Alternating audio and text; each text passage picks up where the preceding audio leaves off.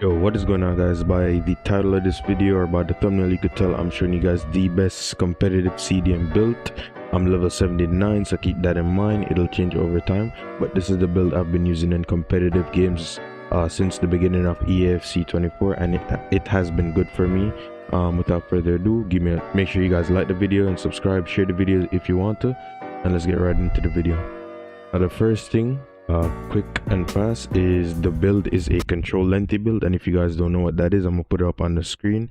It's basically a different accelerate than other types of build. It's based on the prerequisite EA put out, so it has to be above 6 foot, and it also has to have between 4 and 11 more strength than agility. So I'm gonna put it up on the screen and also the animation so you guys could understand what I'm talking about, and I'm gonna put it in the description.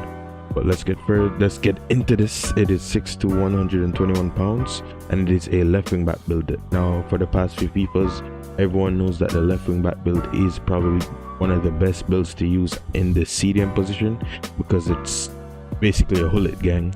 It is good in every single stats except the shooting, obviously, and it is the most balanced build you could use, other than the center mid, which is slow and also low in defending, and the CDM build is also too slow. But let's get right into the build. Make sure you max out the pace. It doesn't matter what level you are. Maybe you're a little bit lower than me, maybe you're way lower than me. I would suggest maxing out the pace, because I feel like it's a bit important this FIFA. In the dribbling, some people use 5-star skill moves. I don't. I really think if you're playing CDMs, your main job is to win that ball back and move the ball up, and sometimes you might need a little bit of skill to create that angle, whatever. I keep it very simple, and I know some people could do that skill if you want to. So you take off a couple of these, take off one of this dribbling, you could put on that skill. But yeah, I would just suggest sticking to just keeping it simple for now, and that's what I do.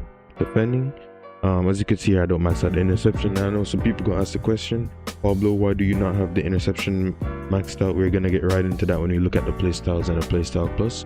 This is what I have on defending. And now physical, as you could tell, my strength is 75. I'm sorry I skipped that, so quick. And my agility is 71. So that's the minimum. I'm meeting the minimum requirements to be control lengthy, which is between 4 and 11. So I am control lengthy, and I know I'm control. So I have a bit of reactions here and also a bit of stamina. And now I know some people are gonna be like, yo, you need to be physical, you need to have stamina. We're gonna get into that again in the playstyles. So let's get right into the playstyle. And to begin with, the first position I have is intercept plus. Now when you look at the build, I didn't have interception maxed out, and that's because I have the intercept plus.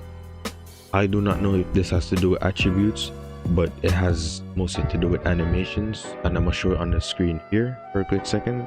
As you can see in that clip, the guy overextends and reach for the ball.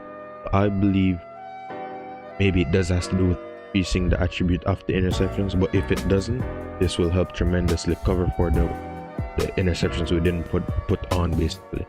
And I've done a bit of testing in Ultimate Team, and I've used that through a menu card. He is absolutely insane. He doesn't even have this perk as a plus, he has it as just the playstyle, and it is crazy. Now the other one is quick step. Even though you guys maxed out the pace, I certainly believe the quick step is necessary, because it boosts it even higher. And when you guys realize if you press RT, it triggers. So make sure you guys have this perk on. These two help, and they correlate, they go together and make the build even weirder than it is. Ping pass, I'm gonna put the animation on the screen. This is what, like, when you looked at the build, I literally had no passing on, and this perk right here, it is insane. It makes the passes so accurate, and it moves so fast along the ground.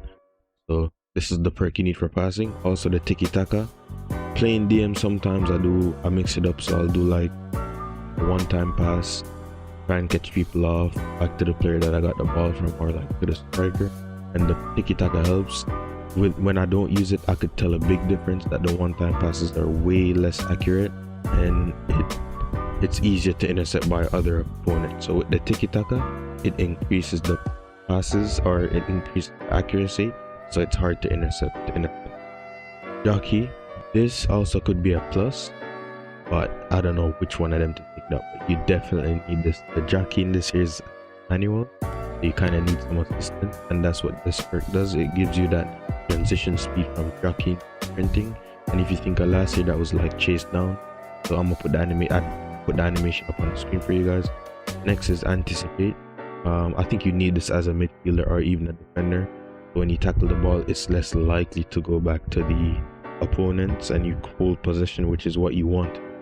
You don't want to be tackling the ball and giving the ball away instantly, or giving the ball to the opposite team. So you need this perk, and I feel like it's a bruiser. Yes, the build is kind of weak, although it's a lengthy or a type of lengthy, it is kind of weak, so you need bruisers. When you tackle the ball, you stay on your feet, or when you get tackled, or you know there's physical battles, you stay on your feet, and that's what you want as a midfielder, to stay on your feet. And the last thing was stamina. Going back to the attributes, I didn't put on as much stamina. I had 88, but this helps, and you'll not run out of stamina. Even if it goes into extra time, you'll probably be like halfway towards the end of the game, and then extra time you could use that extra half. So I believe with the attributes I have on, which is 88 stamina, I believe this is fine. And I know some people are going to ask for aerial, because as a midfielder I feel like you need to be physical and win those aerial duels, because people force the ball up, they try to exit up a lot, and you need to win those aerial duels. But you're 6'2", I feel like with the attributes I had on, it was like 70 something jumping, which is good enough. You're 6'2", and most people won't play 6'2", unless you see this build, but most people won't play 6'2". And yeah, this has been the best build I've used. Let me know what you guys think in the comments. Please like, subscribe, share again, and peace.